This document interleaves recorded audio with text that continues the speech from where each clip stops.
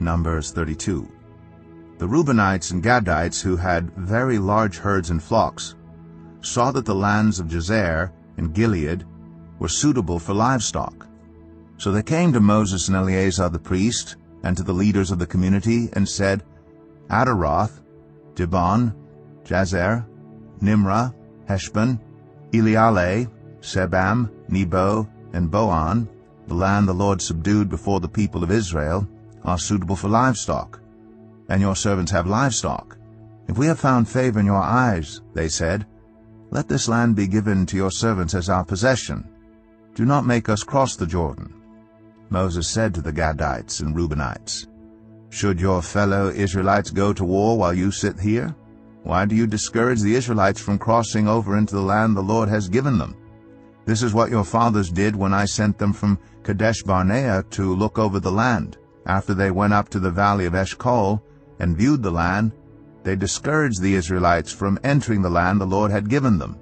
The Lord's anger was aroused that day, and he swore this oath, because they have not followed me wholeheartedly, not one of those who were 20 years old or more when they came up out of Egypt will see the land I promised on oath to Abraham, Isaac, and Jacob. Not one except Caleb, son of Jephunneh, the Kenizzite, and Joshua, son of Nun, for they followed the Lord wholeheartedly.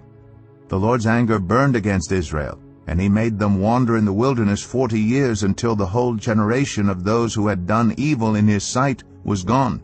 And here you are, a brood of sinners, standing in the place of your fathers and making the Lord even more angry with Israel.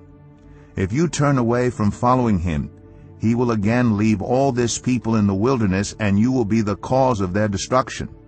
Then they came up to him and said, we would like to build pens here for our livestock and cities for our women and children. But we will arm ourselves for battle and go ahead of the Israelites until we have brought them to their place. Meanwhile our women and children will live in fortified cities for protection from the inhabitants of the land.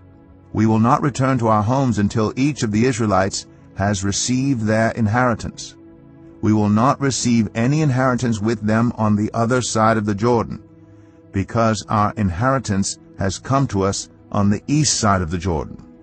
Then Moses said to them, if you will do this, if you will arm yourselves before the Lord for battle, and if all of you who are armed cross over the Jordan before the Lord until he has driven his enemies out before him, then when the land is subdued before the Lord, you may return and be free from your obligation to the Lord and to Israel, and this land will be your possession before the Lord. But if you fail to do this, you will be sinning against the Lord, and you may be sure that your sin will find you out. Build cities for your women and children, and pens for your flocks, but do what you have promised. The Gadites and Reubenites said to Moses, we your servants will do as our Lord commands. Our children and wives, our flocks and herds, will remain here in the cities of Gilead. But your servants, every man who is armed for battle, will cross over to fight before the Lord, just as our Lord says. Then Moses gave orders about them to Eleazar the priest and Joshua son of Nun, and to the family heads of the Israelite tribes. He said to them, if the Gadites and Reubenites, every man armed for battle, cross over the Jordan with you before the Lord, then when the land is subdued before you, you must give them the land of Gilead as their possession. But if they do not cross over with you armed, they must accept their possession with you in Canaan.